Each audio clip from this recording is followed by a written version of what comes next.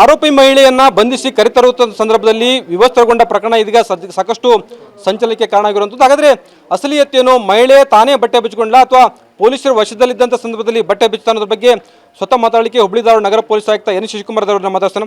Sir, ಏನಿದೆ ಬಟ್ಟೆ ಬಿಚ್ಚಿಕೊಂಡ ಪ್ರಕರಣ ಸಂಬಂಧಪಟ್ಟಂತೆ? ಇದು 1ನೇ ತಾರೀಕು ಒಂದು ಘಟನೆ ನಡೆಯುತ್ತೆ. ಅದರಲ್ಲಿ ಸರ್ವೆಗೆ ಹೋದಂಥ ಸಂದರ್ಭದಲ್ಲಿ ಅಲ್ಲಿ ಸ್ಥಳೀಯರಲ್ಲಿರುವಂಥ ಭಿನ್ನಾಭಿಪ್ರಾಯದ ಹಿನ್ನೆಲೆಯಲ್ಲಿ ಅಲ್ಲಿ ಸಂಘರ್ಷ ಆಗಿದೆ, ಗಲಾಟೆ ಆಗಿದೆ.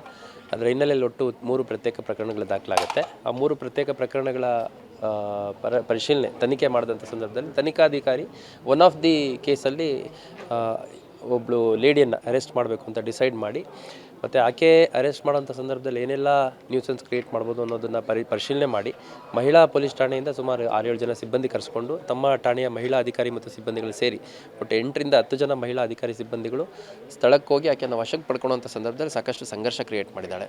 ಆಕೆ ಸೇರಿದಂತೆ ಆಕೆ ಕುಟುಂಬ ಸದಸ್ಯರು, ಆಮೇಲೆ ಆಕೆಯ ಸುತ್ತಮುತ್ತ ಇರೋವಂಥವ್ರು, ಆಕೆಯ ಸಪೋರ್ಟರ್ಸು ಅವರೆಲ್ಲ ಭಾಳಷ್ಟು ರೆಸಿಸ್ಟೆನ್ಸ್ ಮಾಡಿದ್ದಾರೆ. ಅಷ್ಟಾಗಿಯೂ ಕೂಡ ಆಕೆಯನ್ನು ವಶಕ್ಕೆ ತೊಗೊಂಡು ಗಾಡಿ ಒಳಗೆ ಹತ್ತಿಸಿದಂಥ ಸಂದರ್ಭದಲ್ಲಿ ಆಕೆ ತಾನು ಹಾಕ್ಕೊಂಡಿದ್ದ ಬಟ್ಟೆಯನ್ನು ಕಿತ್ತಿದ್ದಾಳೆ ಅನ್ನುವಂಥದ್ದು.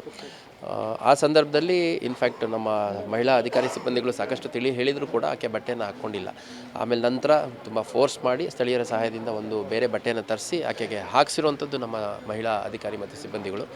ಆ ಮಹಿಳೆಯ ಮಾನ ಮುಚ್ಚುವಂಥ ಕೆಲಸ ನಮ್ಮ ಮಹಿಳಾ ಅಧಿಕಾರಿ ಸಿಬ್ಬಂದಿಗಳು ಮಾಡಿದ್ದಾರೆ ಹೊರತು ಯಾವುದೇ ಕಾರಣಕ್ಕೂ ವ್ಯವಸ್ಥೆಗೊಳಿಸಿ ಆಕೆಗೆ ಅವಮಾನ ಮಾಡುವಂಥ ಕೆಲಸ ಮಾಡಿಲ್ಲ. ಈ ಸುಜಾತ ಅಂಡಿ ಯಾರು? ಈಕೆ ಮೇಲೆ ಏನು ಆರೋಪಗಳು ಅಂತ? ಈಕೆ ಮೇಲೆ ಅಲ್ಲಿ ಸಂಘರ್ಷ, ನೀನು ಯಾಕೆ ಬಂದೆ ಅನ್ನೋವಂಥದ್ರಲ್ಲಿ ಪ್ರಾರಂಭ ಆಗಿ ಅಲ್ಲಿ ಗಲಾಟೆಗೆ ಎಂಡ್ ಆಗಿದೆ.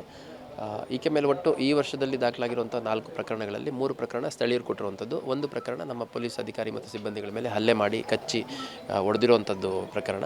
ಹೊರತುಪಡಿಸಿ ಹಳೆಯ 5 ಪ್ರಕರಣ ಸೇರಿ ಒಟ್ಟು 9 ಪ್ರಕರಣ ಈಕೆ ಮೇಲಿದೆ. 8 ಕೇಶವಾಪುರ ಪೊಲೀಸ್ ಠಾಣೆಯಲ್ಲಾಗಿದೆ, 1 ಪ್ರಕರಣ ಧಾರವಾಡದ ವಿದ್ಯಾಗಿರಿ ಪೊಲೀಸ್ ಠಾಣೆಯಲ್ಲಾಗಿದೆ. ಈ ವಿಡಿಯೋ ವೈರಲ್ ಆಗಿರುವಂಥದ್ದು ಅದೇನಾಯ್ತು? ಇಲ್ಲ, ವಿಡಿಯೋ ಅದು ವೈರಲ್ ಆಗಿರುವಂಥದ್ದು ಯಾವ ರೀತಿ ಯಾರು ಮಾಡಿದ್ರು ಅನ್ನೋಂಥದ್ದು ಪತ್ತೆ ಮಾಡಬೇಕಾಗುತ್ತೆ. ಇವಾಗ ನಮಗೆ ಸದ್ಯದ ಮಾಹಿತಿ ಪ್ರಕಾರ ಅಲ್ಲಿ ಆಕೆ ಒಬ್ಬಳನ್ನೇ ಅಲ್ಲ, ಇನ್ನೂ ಭಾಳಷ್ಟು ಜನನ ವಶಕ್ಕೆ ತೊಗೊಂಡಿದ್ವಿ. ನಂತರ ಆರೋಪ ಯಾರ ಮೇಲೆ ಸಾಬೀತಾಗಿದೆ, ಸಾಕ್ಷ್ಯಾಧಾರ ಯಾರ ಮೇಲೆ ಸಿಕ್ಕಿದೆ ಅನ್ನೋದ್ರ ಮೇಲೆ ಆಕೆ ಒಬ್ಬಳನ್ನ ಅರೆಸ್ಟ್ ಮಾಡಿದ್ದಾರೆ. ಹಾಗಾಗಿ ಯಾರು ಅದನ್ನು ವಿಡಿಯೋ ಮಾಡಿದ್ದಾರೆ, ಯಾರು ವೈರಲ್ ಮಾಡಿದ್ದಾರೆ ಅನ್ನೋಂಥದ್ದು ನಮಗೆ ಈಗಾಗಲೇ ಸಾಕಷ್ಟು ಲೀಡ್ ಇದೆ. ಆದಷ್ಟು ಬೇಗ ಅವ್ರು ಯಾರಿದ್ದಾರೆ ವೈರಲ್ ಮಾಡಿದವ್ರ ಮೇಲೆ ಕೂಡ ಕ್ರಮ ಕೈಗೊಳ್ಳಲಾಗುತ್ತೆ. ಕಾಂಗ್ರೆಸ್ ಮುಖಂಡರು ಹೇಳ್ತಾರಂಥದ್ದು, BJP ಶಾಸಕ ಮಹೇಶ್ ತೆಂಗಿನಕಾಯಿ ಅವರು ಬ್ಲ್ಯಾಕ್ ಮೇಲ್ ಮಾಡಿ, ಪೊಲೀಸರ ಮೇಲೆ ಬ್ಲ್ಯಾಕ್ ಮೇಲ್ ಮಾಡಿ ಈ ರೀತಿ ವಿಡಿಯೋಗಳನ್ನ ವೈರಲ್ ಮಾಡಿಸಿದ್ದಾರೆ ಅಂತೇಳಿ. ಇಲ್ಲ, ಇದರಲ್ಲಿ ಪ್ರಕರಣ ದಾಖಲಾಗಿದೆ, ಅದರ ಮೇಲೆ ಅರೆಸ್ಟ್ ಮಾಡುವಂಥ ಕೆಲಸ ಆಗಿದೆ. ಅರೆಸ್ಟ್ ಮಾಡುವಂಥ ಸಂದರ್ಭದಲ್ಲಿ ಕಂಪ್ಲೀಟ್ ಸೀಕ್ವೆನ್ಸ್ ಆಫ್ ವೀಡಿಯೋಸ್ ಇದೆ. ಏಕೆಂದರೆ ಆಕೆ ಗಾಡಿ ಹತ್ತಬೇಕಾದ್ರೂ ಕೂಡ ಸಂಪೂರ್ಣ ಬಟ್ಟೆ ಹಾಕ್ಕೊಂಡಿದ್ಲು ಅನ್ನೋಂಥದ್ದು, ಒಳಗೋದಂಥ ಸಂದರ್ಭದಲ್ಲಿ ಆಕೆ ಬಟ್ಟೆ ಕಳೆದ್ಲು ಅನ್ನೋಂಥದ್ದು, ಮತ್ತು ಅವರ ಸಹೋದರಿ ಒಬ್ಳಿಗೇ ಈಕೆ ಹಾಕ್ಕೊಂಡಿದ್ದ ಸೀರೆಯಲ್ಲಿ ಕತ್ತು ಬಿಗಿಯುವಂಥ ಕೆಲಸ ಮಾಡಿದರು. ಸೊ ದಟ್ ಅವಾಗೇನಾಗುತ್ತೆ, ಪೊಲೀಸರು ವಿಚಲಿತ ಆದಂಥ ಸಂದರ್ಭದಲ್ಲಿ ಇವರು